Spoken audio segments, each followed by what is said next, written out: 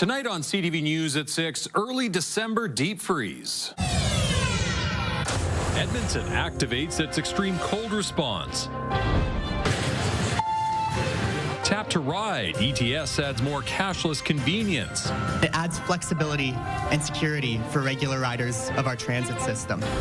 And one man's search for the best butter chicken in the city has come to an end. I discovered this one and it just blew my mind. I brought my wife here and I'm like, this is what I've been looking for all this time. Severe weather to the north, south, and west of the Edmonton area, but those storms, the worst of them, will avoid the city. We will not be able to avoid the deep freeze coming later this week, though.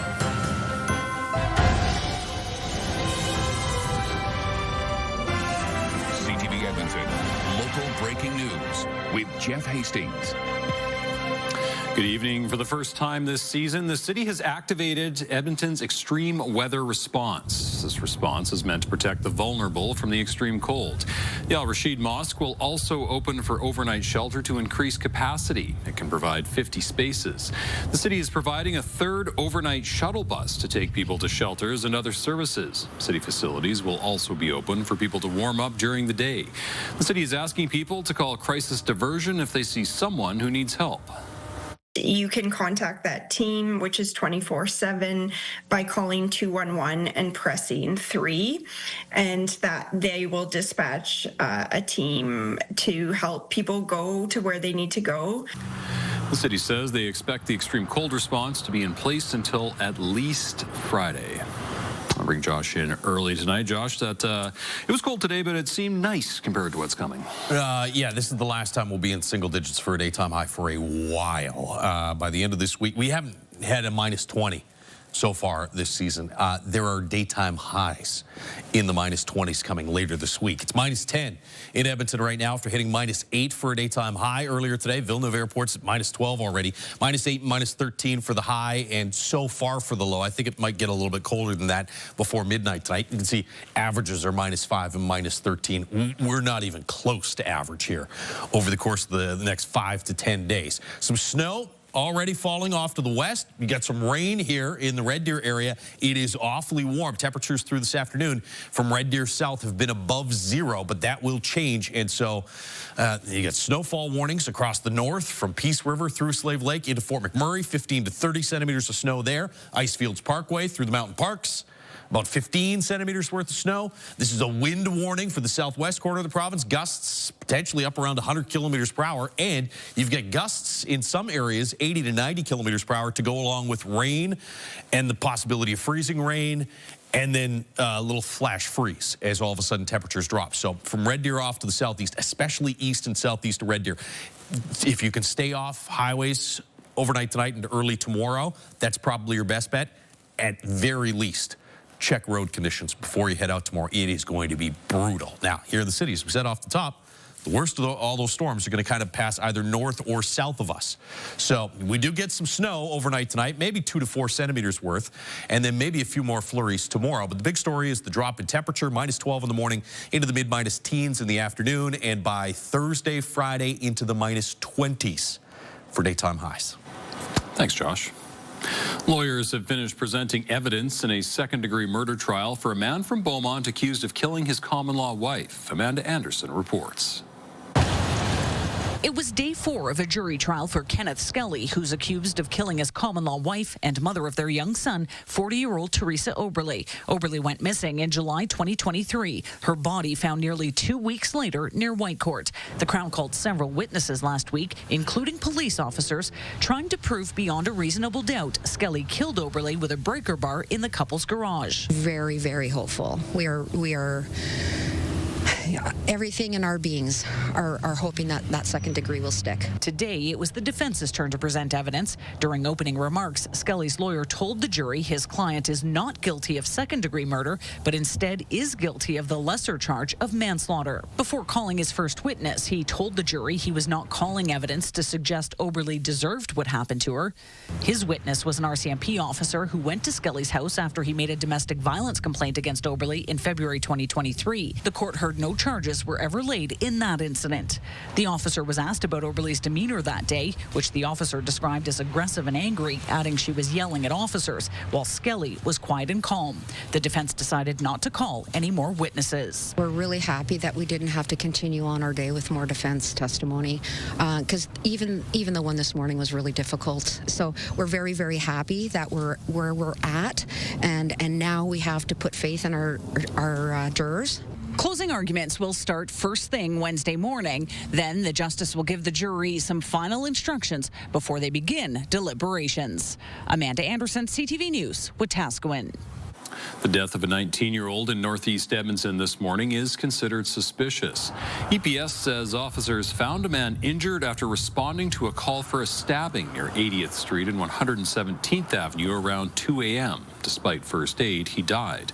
A 21-year-old man was later arrested near Jasper Avenue and 101st Street. Police are asking people in the Parkdale neighborhood to check their properties for any unusual items that may have been dropped. The province is warning of another potential measles exposure in Edmonton.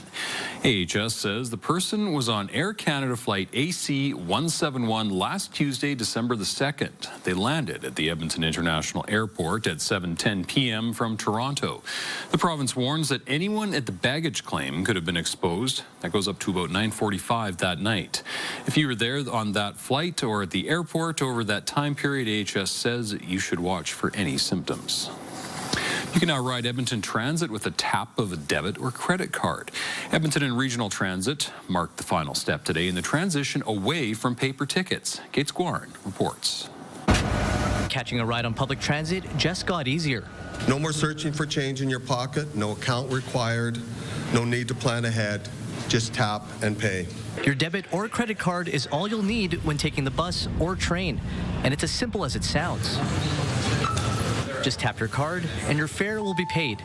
The system also tracks your transfer window, so you won't pay any more than you have to when getting around the city. It breaks down barriers for new and occasional users who may have had trouble using our system or understanding our fare payment system before, who can now very easily get on a train or bus, and it adds flexibility and security for regular riders of our transit system. ART cards are still accepted as a form of payment, but paper tickets must be used by the end of the year. Card users are also eligible for daily or monthly fare caps. Edmonton's transit director says one of the reasons the system took some time to set up was the regions involved had different fare structures.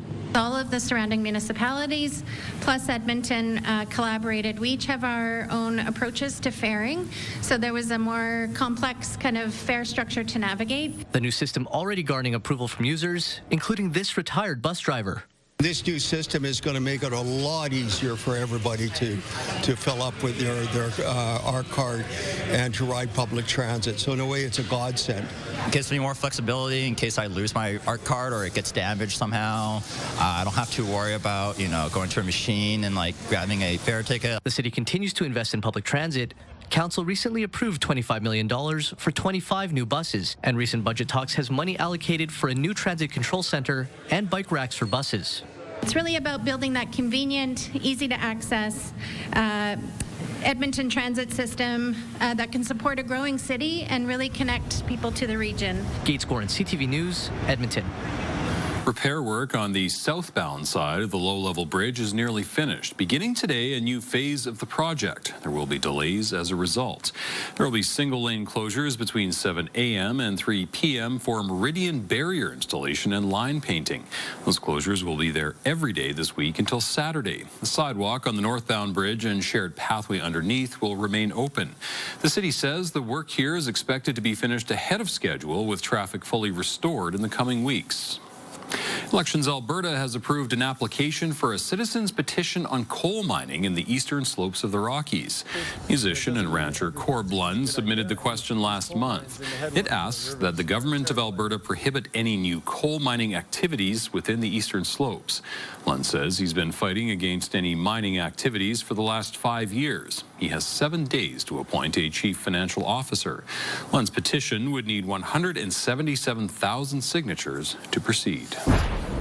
Albertans can weigh in on the future of nuclear power in the province. A virtual town hall is taking place today. An expert panel is gathering feedback on how nuclear power could be integrated into Alberta's energy mix before it submits a report to the government. The next town halls are scheduled for Wednesday and January the 16th. The province says the number of camping spots reserved this year was up by 7%. In its year-end summary, Alberta Parks says more than 280,000 camping reservations were made this year. That's the highest level since 2021. All campground types had an increase in bookings. Bow Valley and Peter Lougheed Provincial Parks were the most visited. 81% of campers were from Alberta. The busiest months for Alberta Parks was August. The most in-demand weekend was August long. The Edmonton Elks have started a program giving young football players the chance to train with the team for a whole season. Connor Hogg reports. Players have come from far and wide, all across the province, to be part of the Edmonton Elks Selects training program. 15-year-old Shea Barland is one of the players who's come the furthest. It's a once-in-a-lifetime opportunity. I just find football really important to me, and it basically defines who I am. Barland worked all summer to save up so he could hit the field at Commonwealth Rec Centre. Seeking sponsorships, donations, working odd jobs just to come up with the money to afford the trips and travel. So I feel like if he's going to put the effort in, try so hard, that I said I could match that. The Barlands drove hours from near Grand Prairie, Alberta to be here. The Edmonton Elks say that passion for the game is the reason the Selects program was created. Getting kids opportunities to get professional coaching and figure out what it takes to play football at the next level, from fundamentals to schemes, installs, all that good stuff. But then teaching them off the field too, academically what they need to do to play at the next level. The 14U and varsity players selected during this tryout process will get access to elite coaching, studies, financial aid, mentorship, and play in tournaments in Saskatchewan and Mexico, all to get them ready to play professionally. I once was that kid, looking up to the local college athletes or professional athletes in town. So to have the opportunity to bring them in here to our house and give them that kind of coaching and teaching is special for them, but it's also special for us. This is my first year playing O-line, and I'm so motivated because of all the support the Elks have given me and all the the help and the coaching. I'm pretty proud of him. I'm not sure I could have done it. To watch him do it and follow that dream is amazing. Teaching a number of lessons, including that hard work can pay off. Connor Hogg, CTV News, Edmonton. The Edmonton Oilers are rolling, racking up wins in a way not seen since last season. The Oilers down the Winnipeg Jets 6-2 Saturday for their third win in a row. The Oilers' poor start had fans worried, and while the players were confident, they are relieved the team has found its game. Confidence is a real thing, and when you don't have it, the game gets pretty tough. So the group feels pretty confident right now. Guys, as individuals, are starting to play a little bit better, starting to see some results, and feeling good about themselves, as you said. The Oilers had similar slumps to start each of the last two seasons before ultimately making the Stanley Cup final. Buffalo Sabres stop at Rogers Place tomorrow night. Thousands of stuffed animals showered the ice at Rogers Place yesterday.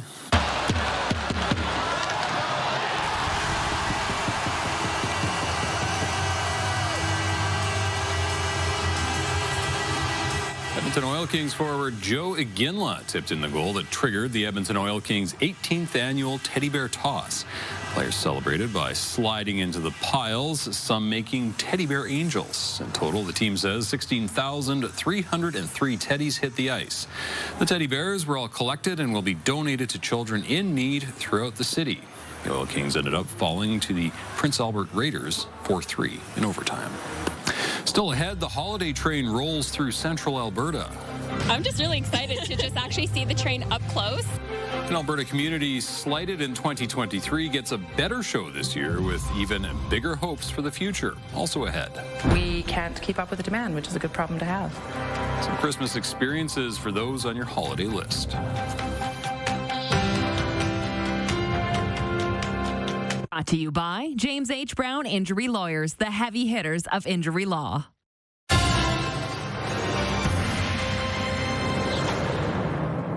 The The CPKC holiday train is rolling across Canada, making stops in central Alberta today. Evan Kenny has more on one community that's been skipped in the past and how that's changing.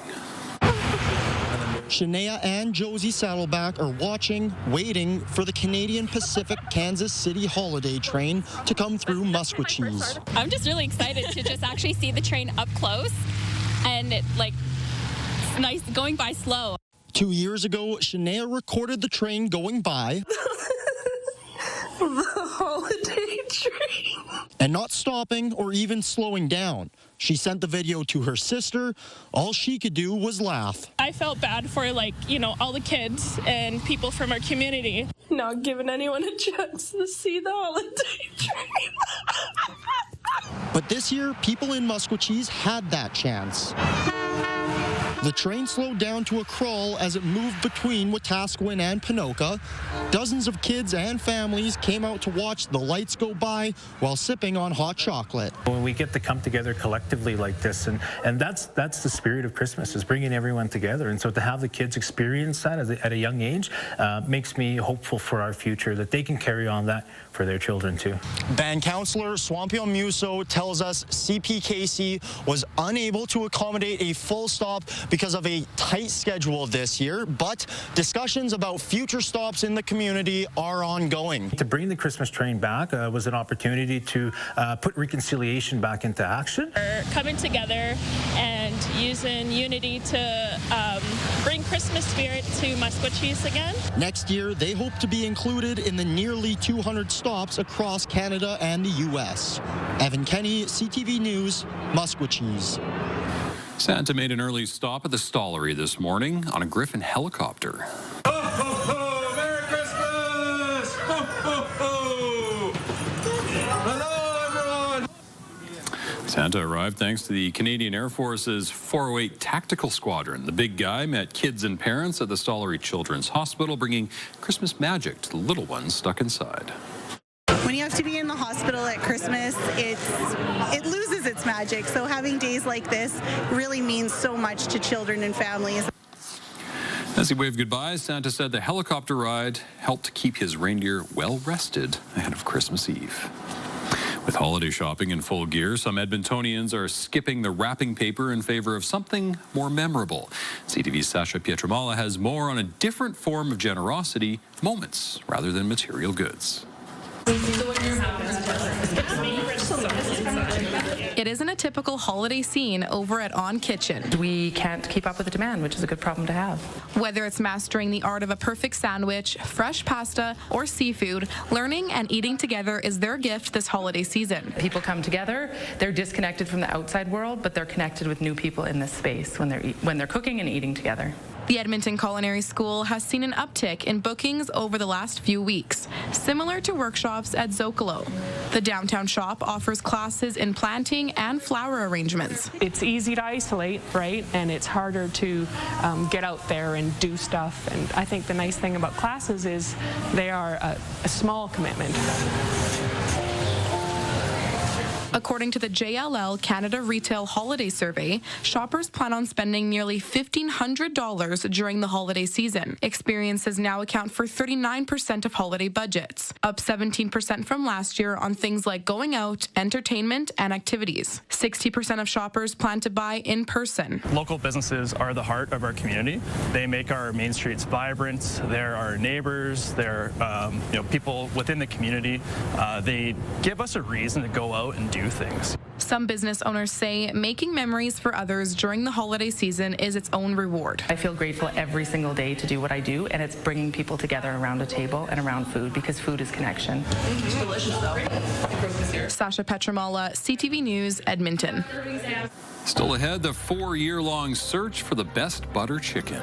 Whenever we cook some, we have to just put our love in the cooking. What dishes came out on top for a local food critic? And when they're gone, they're gone. We don't know what happens with them. A year-round knitting group decorates fences with handmade items for anyone who needs them. You will definitely need some parkas and mitts and scarves, toques over the next couple of days. A little bit of snow tonight, a little more Wednesday night, and then Thursday, Friday, the deep freeze settles in. Full forecast is next. Programming brought to you by Century Casino. 3 great locations: Edmonton, St. Albert, and Century Mile. Programming brought to you by A Very Merry Pops with your Edmonton Symphony Orchestra. Learn more at winspearcenter.com.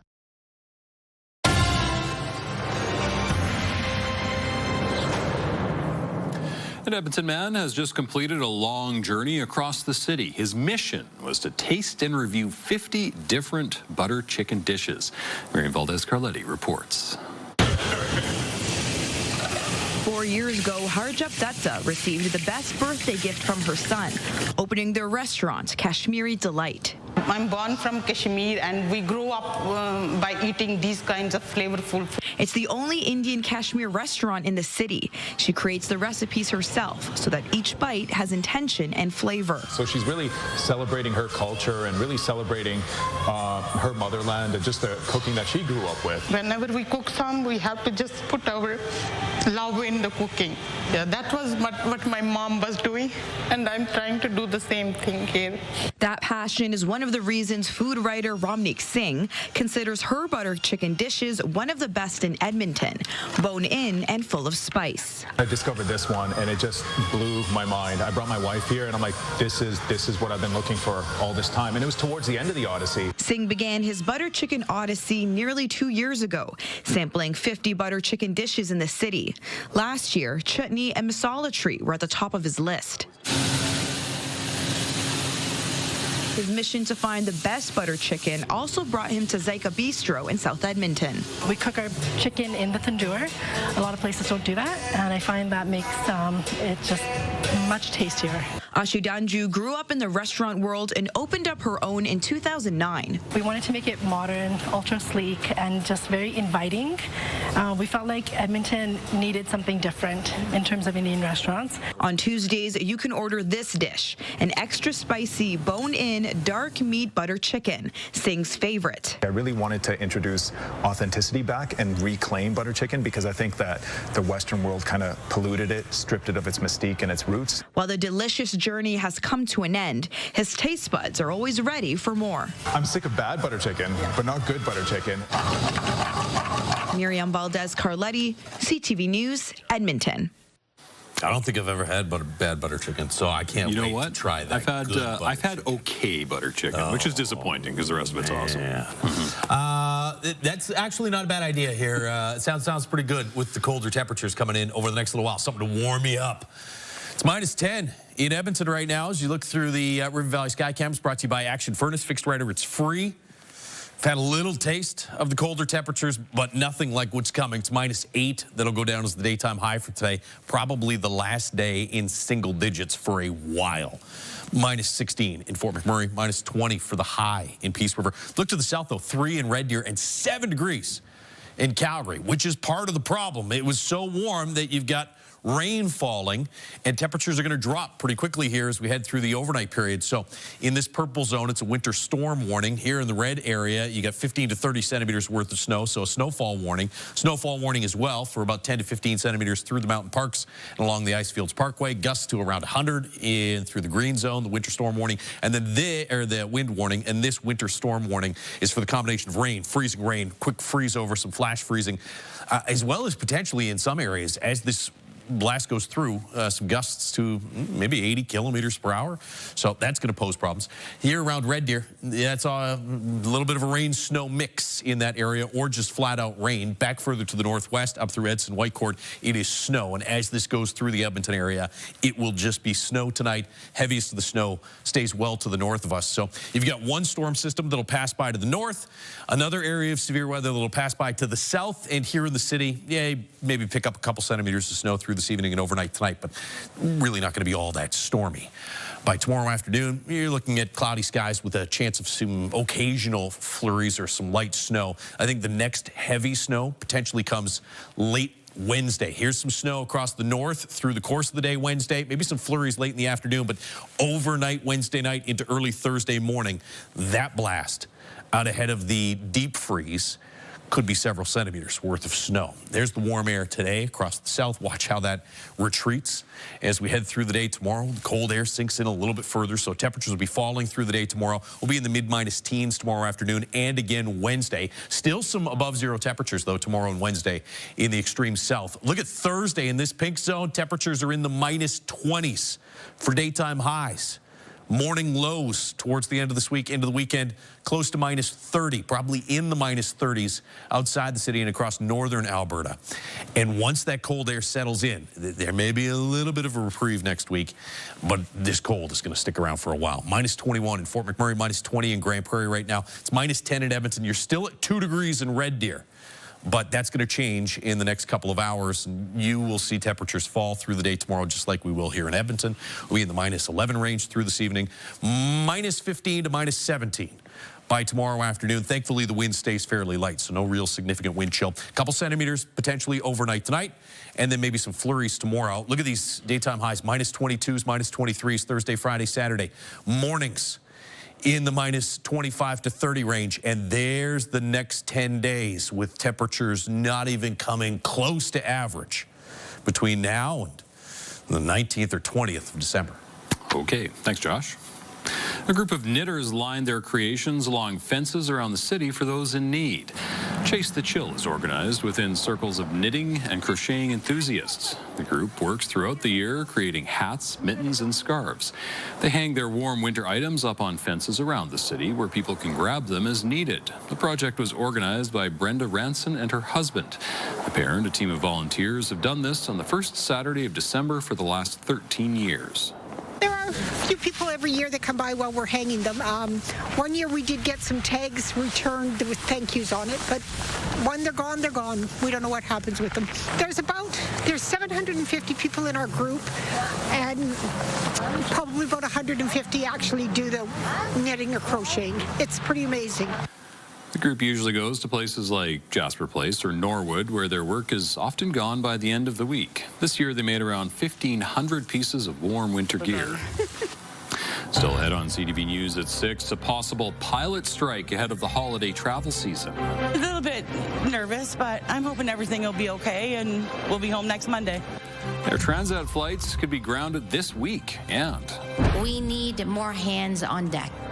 Clearing the runway for more foreign-trained doctors to land practices in Canada. Programming brought to you by James H. Brown Injury Lawyers, the heavy hitters of injury law. They at ctvedmonton.ca.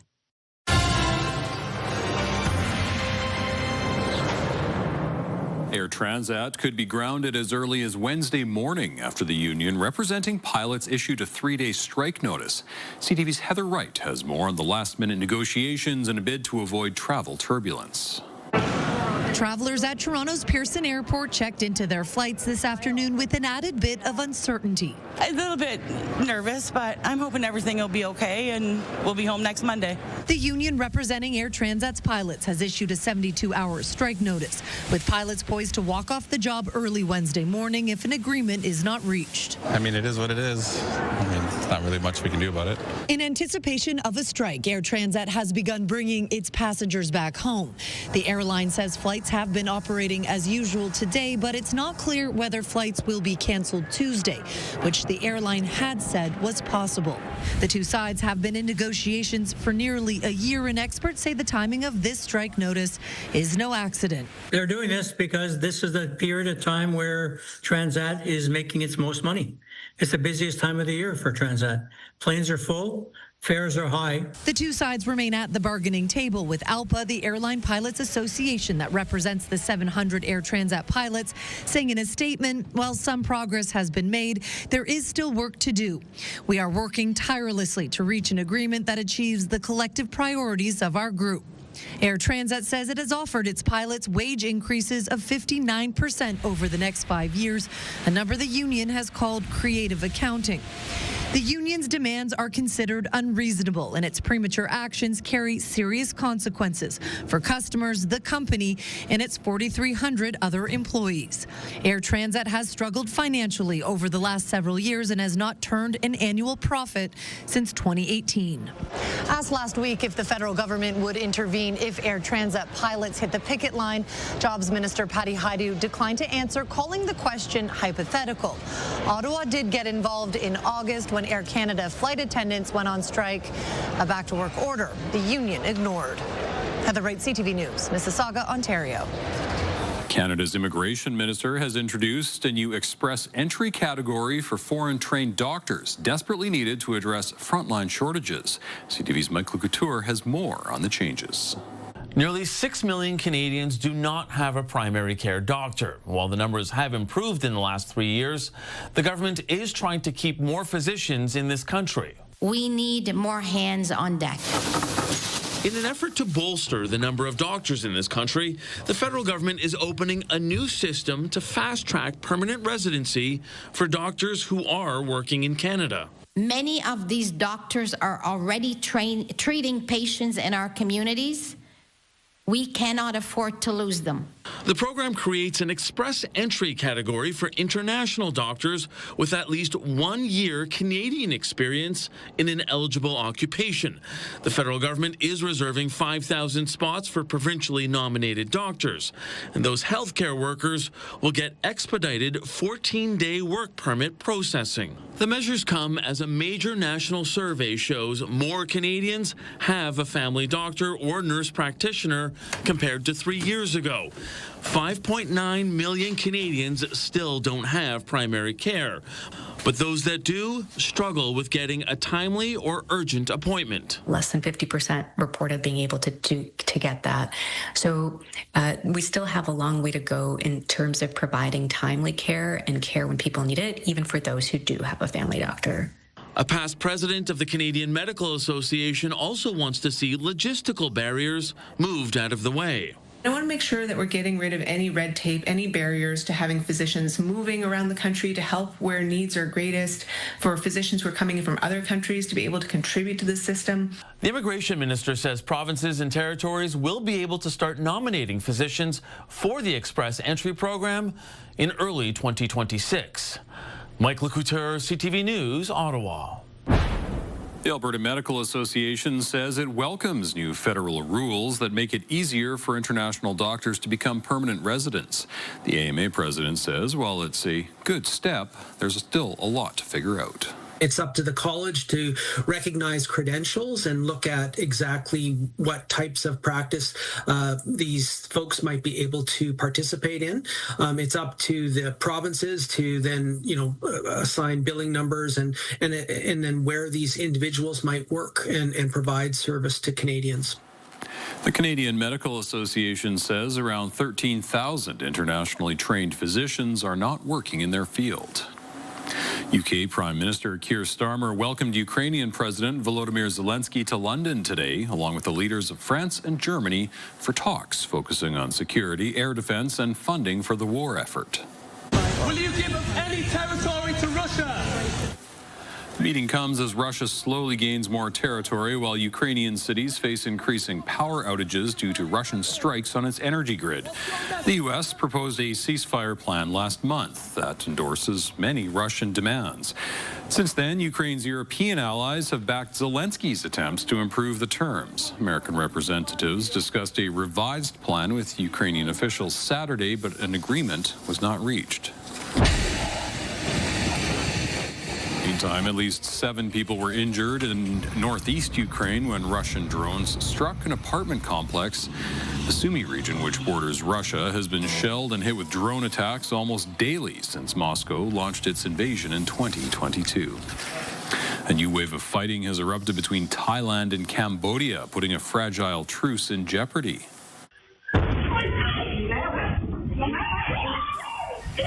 Security camera footage captured villagers in Thailand reacting after an explosion near the border. Thousands have fled the area, with both sides accusing the other of launching strikes along the border just months after agreeing to a ceasefire. And parts of Japan were rattled by a large earthquake today, triggering tsunami warnings and evacuations. The quake struck about 80 kilometers off the coast. Around 90,000 people were ordered to evacuate. 40-centimeter waves were seen in some areas. Local media reports there were some injuries and trains were paused as a precaution. People in northern Saskatchewan are branching out when it comes to their Christmas trees. That's the thing that makes this part hard, is because I have a very specific type of tree that I want in mind.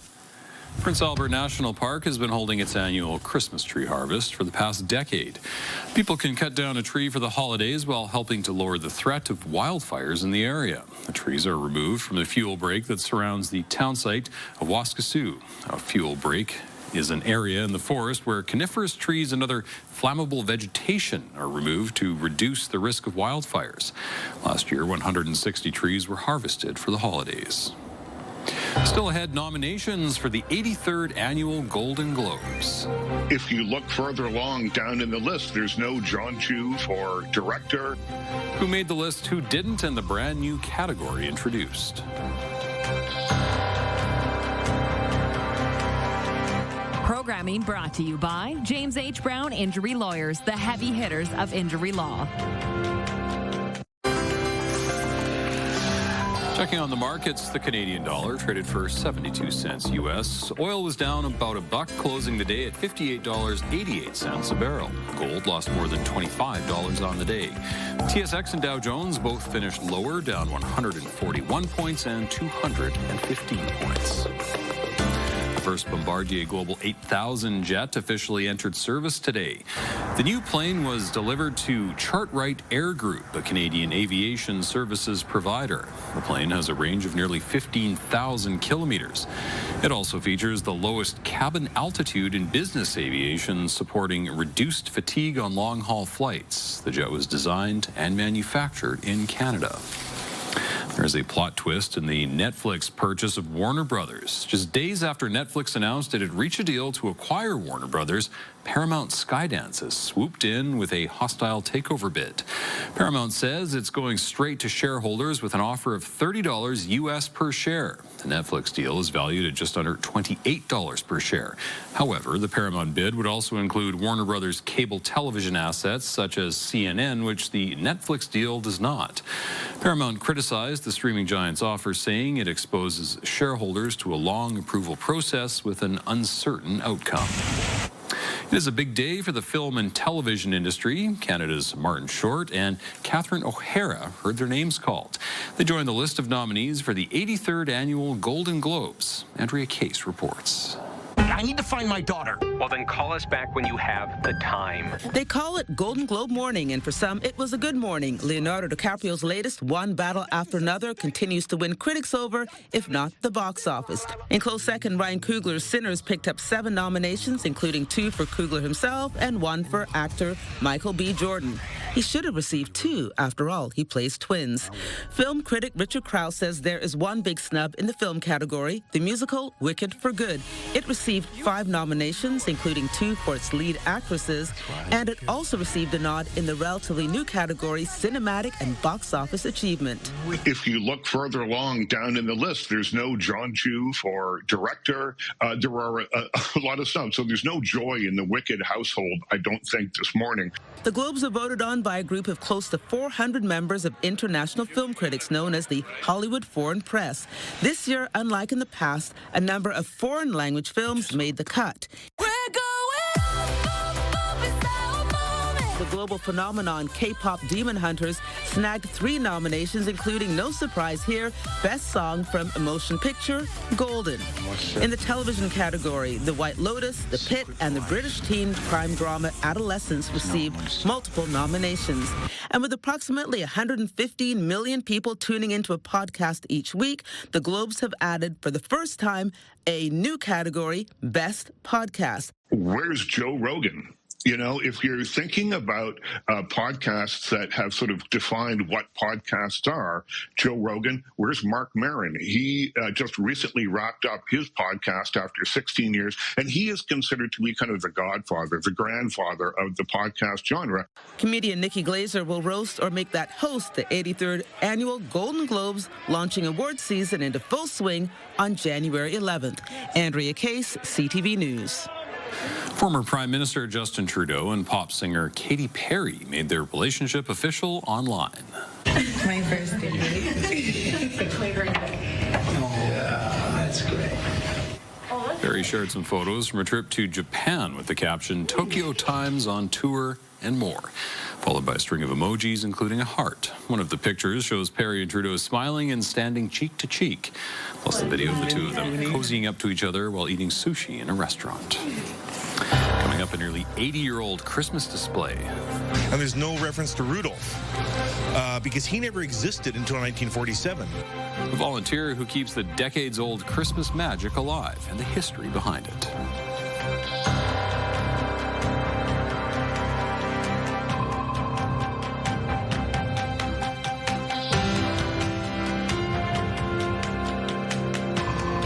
We've got another great night of entertainment coming up right here on CTV.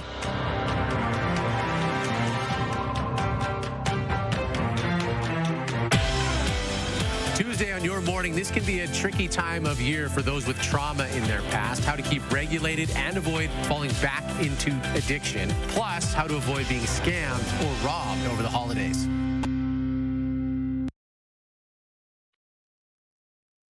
Programming brought to you by Southview Acura. Experience the elegance of the all-new Acura ADX.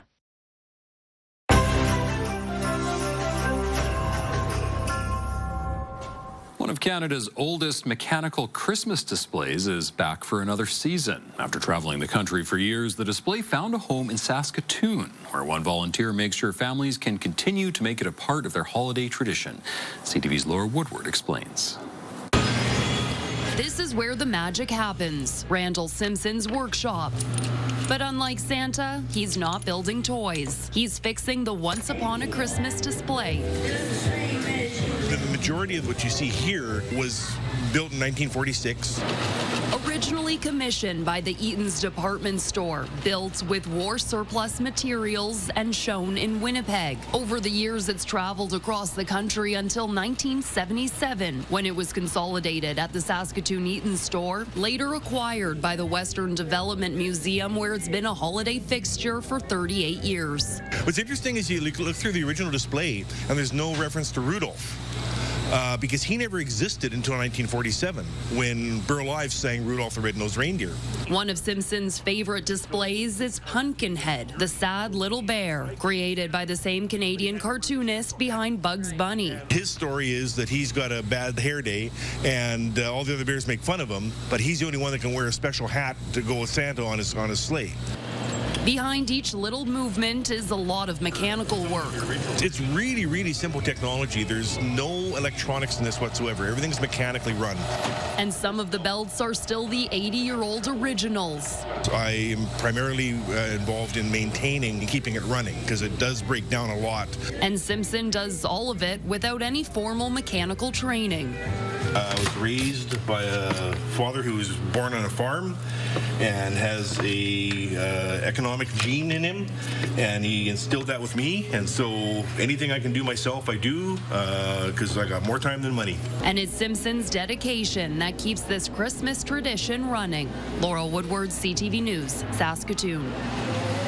All right, and one more time, lots of interesting. Is that the word for the weather out there tonight? Yeah, storms to the north, heavy snow for northern Alberta. We'll see some rain and some freezing rain potentially in southern sections of the province, especially in the southeast. Here in Edmonton, we'll get a bit of snow later on this evening and overnight tonight, and then a few flurries at times tomorrow, but temperatures will be falling. That's the big story. Minus 12 in the morning, minus 15 range tomorrow afternoon, mid-minus teens again on Wednesday. Good chance of some snow late Wednesday night, and then into the minus 20s Thursday, Friday, Saturday. Now, listen, there are some models going significantly warmer for early next week. I'm not convinced. I think once this cold air is here, No, right. Doesn't get any colder than that. All right. Thanks, Josh, and thanks for watching. Have a great night, everyone. Good night.